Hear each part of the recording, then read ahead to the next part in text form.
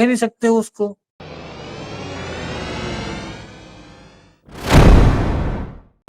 और मैं सबसे पहले यहाँ पे हसन रिजवी साहब ने एक अपडेट दिए, मैं वो भी लेकर चल। तुर्की और कतर ने इजराइल को चारों तरफ से घेरा। शाम और लेबनान गाजा के बारे में तुर्की और कतर के दरमियान तारीखी मुआहदे हुए हैं। तो ये खबर भी अब हसन रिजवी साहब ने दिया। जाहिर है कि ये अच्छी नजर रखते हैं और बहुत सटीक खबर देते हैं। तो अब ये किन हवालों से क्या है मैं इसका भी जायजा लूंगा, लेकिन ये एक सच्चाई है, ये एक हकीकत है जिस पे आज मैं राशिद रिजवी साहब बात करना चाहता हूं। ये बार बार जो ये खबर है अब्राहम अकॉर्ड खतरे में पड़ जाएगा, अब्राहम रेड लाइट पार। अरे कितनी रेड लाइट है भाई, कितनी। हाँ, वहां पीली येलो लाइट, यहाँ रेड लाइट, ग्रीन लाइट का कौन पुरसान हाल है, उसको भी कोई ख्याल रखेगा राशिद रिजवी साहब? ये फिर अरब ने मजम्मत कर दी है, यूएई ने। ये कब तक चलेगा? मुमताज भाई, मजम्मत करते करते लाखों लोग मर गए और अभी तक मजम्मत चल रही है। तो आपको पहले ही समझ लेना चाहिए था कि इनके पास मजम्मत के अलावा कुछ है भी नहीं।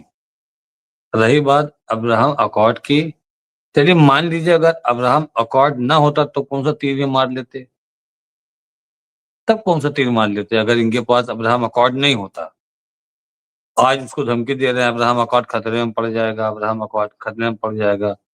जो इंसान बार बार ये बोल चुका है कि हमारा ग्रेटर इजराइल में इराक, सीरिया, सऊदी अरबिया, मिस्र, जॉर्डन सब आ रहे हैं, बार बार बोलने के बाद आप कह रहे हो कि अब्राहम अकॉर्ड खतरे में पड़ जाएगा।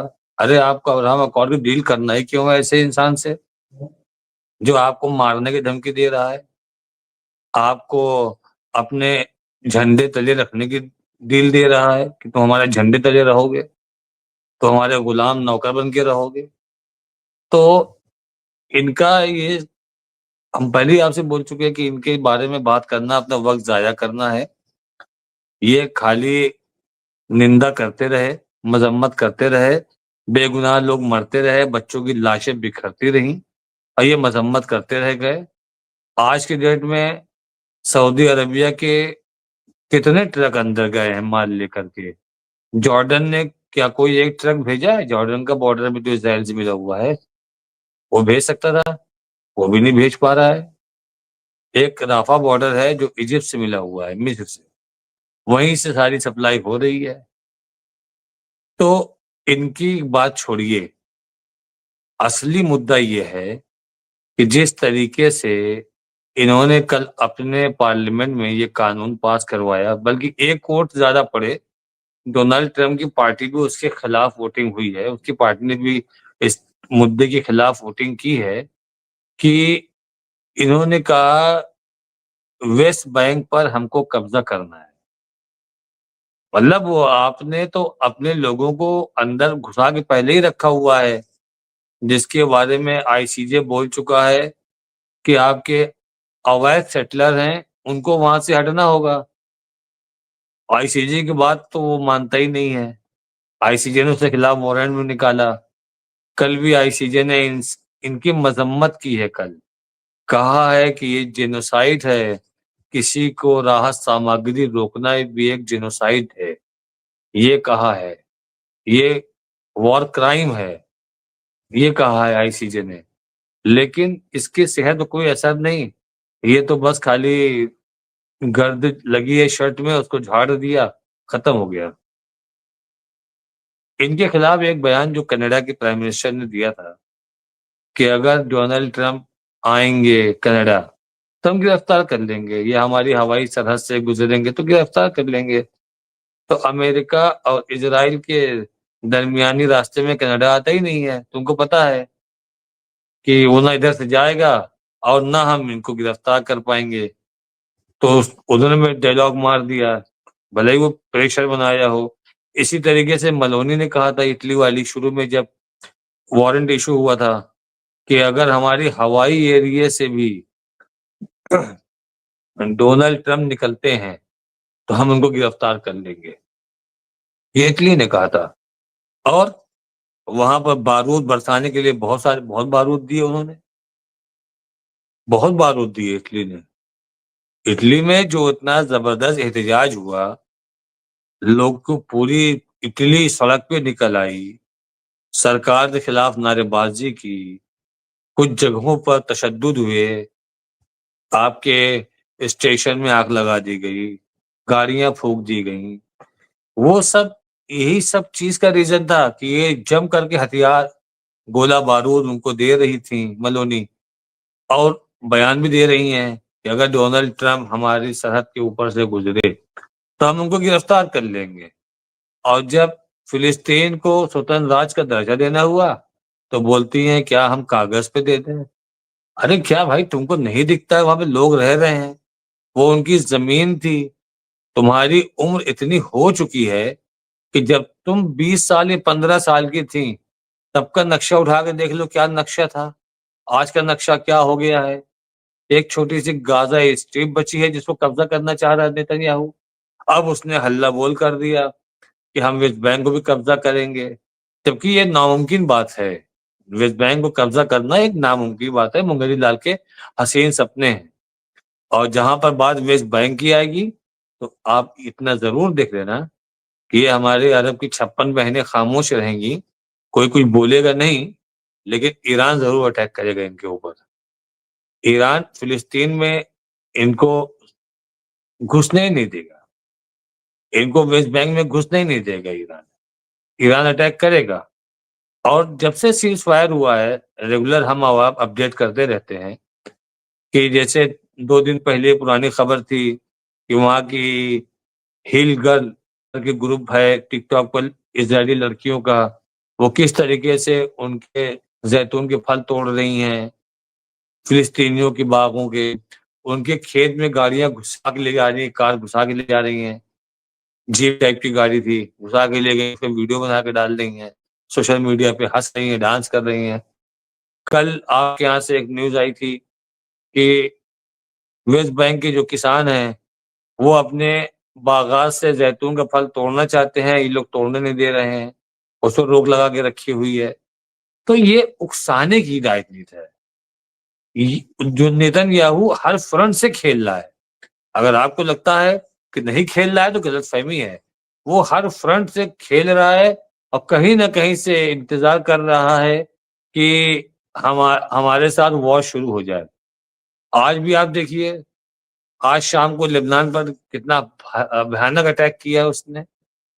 बस एक ही चीज है कि वहां पर इजराइल के खिलाफ तैयारियां हो रही थी और हिजबुल्लाह के लोग तैयारी कर रहे थे, तो अपने सुरक्षा के लिए हमने वहां हमला कर दिया। तुम्हें किसने हक दिया है? यहाँ पर इंटरनेशनल लॉ है कि जब तक क्राइम हो न जाए आप क्राइम कह नहीं सकते हो उसको। हमारे यहाँ, हमारे इंडिया में 2 लफ्ज हैं एक चीज के। एक है मुलजिम जिसपे इल्जाम लगा हो, एक है मुजरिम जिसपे जुर्म आयत हो गया हो, जिसने जुर्म कर दिया हो। तो अभी तो आप खाली इल्जाम लगा के मार दे रहे हो, वहां पर अटैक कर दे रहे हो, सिविलियन वहां मर रहे हैं, इस तरह की हरकतें आप कर रहे हो। आप वॉर फ्रंट खोलना चाह रहे हो, आप टेस्ट कर रहे हो कि हिजबुल्लाह के पास हथियार है कि नहीं, हम लेबनान की जमीन कब्जा कर सकते हैं कि नहीं। हमारे अटैक का अगर रिएक्ट करता है हिजबुल्लाह तो इसका मतलब है कि सप्लाई कहीं ना कहीं तो चालू हो गई है। 2-3 महीना पहले आपने ही बताया था, आपके प्लेटफॉर्म पे कोई मैसेज में आया था कि हिजबुल्लाह के पास हथियारों की सप्लाई चालू है, जबकि ऐसा नहीं है। आप पूरा मैप उठा के देख लीजिए, कहीं से भी उसके पास सप्लाई लाइन नहीं है ईरान के पास। जो काम हमारे महाराजा खलीफा अर्दोगान ने कर दिया, जो हमारे खलीफा मोहम्मद बिन सलमान ने कर दिया कि अमेरिका इजराइल से मिल करके जुलानी जैसे आतंकी के हाथ में सौंप दिया है सीरिया। क्यों सौंपा सीरिया? इसीलिए इराक को सौंप दिया ना, ओ सीरिया को सौंप दिया उनके हाथ में, ताकि ये सप्लाई चेन कर जाए। वही एक सप्लाई चेन थी जहां से ईरान हमास को भी मदद करता था, वहीं से ईरान हिजबुल्लाह को मदद करता था। जब तक हिजबुल्लाह के पास था मटेरियल, हिजबुल्लाह धड़ मार रहा था इनको। अब 40-50 किलोमीटर पीछे ढकेल ले गया था। 50 किलोमीटर की रेंज के शटलर अवैध थे, उन्होंने खाली करके छोड़ के भाग गए थे। जो निगरानी टावर लगे थे सारे टावर उड़ा दिए गए थे। जो इनके एयर बेस थे उसको ध्वस्त कर दिया था, मिलिट्री कैंप को ध्वस्त कर दिया था हिजबुल्लाह ने, और पूरा ड्रोन बना करके उनको भेज के दिखाता था, देखो तुम्हारी कौन कौन चीजें हमारे रडार में है, तुम्हारा हाइफा पोर्ट है, तुम्हारा तेल अवीव का देखो मैंने ड्रोन से ले लिया, और तुम्हारे जितने भी आयरन ड्रोन वगैरह हैं वो हमारे ड्रोन को ट्रैक भी नहीं कर पाए। तो जाहिर सी बात है कि आयरन ड्रोन का काम है वो सेंस करता है बारूद को। अगर छोटा सा भी पटाखा लगा होता उस ड्रोन में तो आयरन ड्रोन उसको डिटेक्ट कर लेता, उससे बारूद था ही नहीं, कैमरा वाला ड्रोन था, लगा के भेजा, वीडियो बनाई, बना के आपने इसराइल को बोल दिया कि तुम्हारे यहाँ पे हमारी नजर है, यहाँ पे नजर है। आप उसको आगाह करते गए, उसको डराते गए, प्रेशर बनाते गए, लेकिन उसको एक चीज पता थी, सप्लाई लाइन काट दो तुम खत्म। वही उसने किया। उसमें हमारे खलीफा, दोनों खलीफाओं ने बहुत अच्छे से सहयोग दे दिया। मोहम्मद बिन सलमान, उनको तो ये लगता है फिलिस्तीन रहे चाहे नहीं रहे, लेबनान रहे चाहे नहीं रहे, लेकिन ईरान को खत्म होना चाहिए। ये सऊदी अरब के लोगों की सोच है। ये सऊदी अरब क्या, मैं तो सबका नाम ले रहा हूँ इसमें, चाहे जॉर्डन हो, मिस्र हो, कतर है, ओमान है, ये सब लोग ईरान को पसंद नहीं करते। उसका एक सबसे बड़ा रीजन ये है कि जो वहां का पहले का बादशाह था शाह पहलवी, वो इन लोग के बहुत मधुर संबंध थे। ईरान में इनकलाब आया, शाह पहलवी के लोग भाग के चले गए, अमेरिका में जाके बस गए, यहाँ पर इनकलाब आया, खुमैनी आया, फिर यहाँ डेमोक्रेसी आ गई, लोकतंत्र आ गया। तो अब उस शाह पहलवी को भी बार बार लाने के लिए इजराइल कितनी खुराफातें करता है। वहां पर अभी कल की न्यूज, परसों की न्यूज है कि एक वहां की ट्रेन को रोका गया, मेट्रो ट्रेन को रोक दिया गया, और वहां से जो पैसेंजर उतरे उसने शाह पहलवी के फेवर में नारे लगाए, खामनाई को मुर्दाबाद के नारे लगाए, चंद लोग थे। और फिर उसके बाद धनाधन ट्विटर पे फिर चलने लगा शाह पहलवी के फेवर में। तो वो इंटरनल भी डिस्टर्ब करना चाहता है, एक्सटर्नल इन लोगों के बीच से आकर के डिस्टर्ब कर रहा है। हर तरीके से टारगेट ईरान किया जा रहा है। इसमें हमारी 56 बहनों का पूरा रोल है। कोई एक ये ना कह दे कि नहीं इसमें हमारा रोल नहीं है, तो हम तो पूरे सबूत ला के रख देंगे। जिस देश के बारे में आप कहेंगे कि किसने क्या क्या साजिशें की हैं इन दौरान, जो 12 दिन का युद्ध चला, ये सब एकदम मौन बैठे इंतजार कर रहे थे कि ईरान कब खत्म होगा। लेकिन जब ईरान ने कायदे से इनको मारा तो उसके बाद ये ईरान की जय जयकार करने लगे।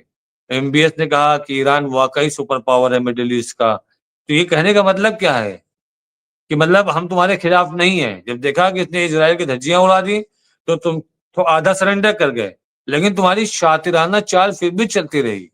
तुम लोग 6 मुल्क मिल करके, तुम थे यूएई, सऊदी अरब, ओमान, यूएई, कतर, आपका मिस्र, आपका जॉर्डन, ये सब मिल करके इजराइल अमेरिका के साथ ओमान में गोपनीय बैठक करते थे कि किस तरीके से ईरान को दबाया जाए, शिकंजा कसा जाए, कंट्रोल किया जाए। ये जो इतनी पाबंदियां इतने सालों से लग रही हैं ईरान के ऊपर, आपको क्या लगता है कि अमेरिका अपने मन से लगाता है? ये सब इन लोगों की सिफारिश से लगाता है कि ईरान टेक्निकली साउंड हो गया है, लिटरेचर में साउंड हो गया है, एजुकेशन में साउंड हो गया है, कहीं ऐसा ना हो कि फाइनेंशियल में भी साउंड हो जाए। अगर फाइनेंशियल स्ट्रांग हो गया तो फिर हम लोगों को कुछ नहीं समझेगा। इसके पास न्यूक्लियर वेपन नहीं आने चाहिए, इसकी मिसाइलें खत्म होनी चाहिए। जो इसराइल इनके मिसाइलों के अड्डों पर हमला करता जा रहा था बार बार कि हमने इतना इनका एक जखीरा खत्म किया, वो किया। जखीरा खत्म करना इतना आसान नहीं है। जखीरा खत्म करना इतना आसान नहीं है। ईरान का जो जखीरा ऐसे ऐसे पहाड़ों के अंदर है कि जिनकी डेप्थ कम से कम 2-2, 3-3 किलोमीटर अंदर गहराई में है, जिसको B2 बॉम्बर में नहीं डिस्टर्ब कर सकता, तो ये क्या डिस्टर्ब कर लेंगे। लेकिन हम घूम के फिर आते हैं अपने वेस्ट बैंक की तरफ। तो वेस्ट बैंक की स्थिति ऐसी है कि जैसे कोई होता है, जिससे आप कहते नहीं है कि एक लावारिस, तो लावारिस होता है, इन लोगों ने छोड़ के रखा हुआ है, उसका कोई मुहाफिज नहीं है। कल को अगर अटैक करेगा, वेस्ट बैंक पर अटैक करेगा इजराइल, और रेगुलर करता रहेगा अटैक, 4-6-10 मिसाइल मार देगा, 200-400-500 लोग मर जाएंगे वेस्ट बैंक में, सिविलियन मरेंगे, आम आदमी। वहां तो हमास नहीं है, लेकिन तब भी ये निंदा ही करेंगे। तो आप इनको निंदा के लिए छोड़ दो। जैसे लोग ऑडियंस होती ताली बजाने वाली, कि उनका काम है सिर्फ ताली बजाना, अच्छा खेल हुआ, तो वही चीज है इनके साथ निंदा करना। तो ये निंदा करेंगे, अच्छा भी होगा तो भी निंदा करेंगे, बुरा होगा तब भी निंदा करेंगे। क्यों मुमताज साहब? बिल्कुल, और यही बात जो है देखिए, जो बार बार हम कह रहे हैं कि मजम्मत निंदा, मजम्मत निंदा, ये सुन सुन करके, और अब्राहम अकॉर्ड नाकाम। अरे अब्राहम अकॉर्ड हो या ना हो, जो आप लोगों की हरकतें हैं, जो आप लोग कर रहे हो, वो क्या है? हाँ? अब्राहम अकॉर्ड तो हो जाता अब तक, लेकिन अवामी डर भी है। धीरे धीरे ये टेस्ट ले रहे हैं, धीरे धीरे अवाम को उस तरफ ले जा रहे हैं। ये जो एक्टिविटीज, चाहे यूएई की हो, चाहे वो सऊदी अरब की हो, ये धीरे धीरे तमाम जो अय्याशी की जगह खेल खोलना और उस तरफ धीरे धीरे मूव करवाना, नए नए तिजारत में लोगों को जहन भटकाना, ये सब हो क्या रहा है?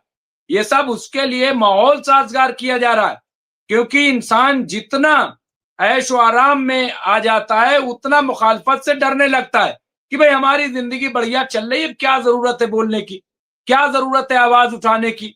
हाँ, और वो लोग ज्यादा डरते। तो ये चीज है। लेकिन एक बड़ी खबर यहाँ पे अभी मैं देख रहा था यहाँ पे कि खबर ये है, देखिए ईरान के हवाले से बड़ी खबर है कि 10 न्यूक्लियर बम कभी भी ईरान बना सकता है। यहाँ पे बताए 10 परमाणु बम कभी भी बना लेगा ईरान।